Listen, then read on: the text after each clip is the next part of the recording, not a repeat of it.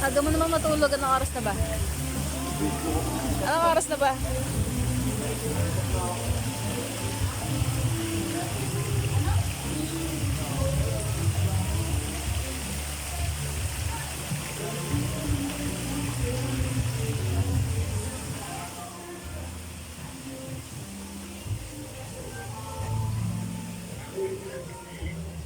Ganyan pa rin yung buhay ninyo. Parang nandun pa rin kayo sa area.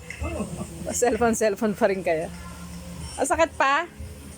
Pinainom ko nga sa kanya yung baon kong si Lecosid eh.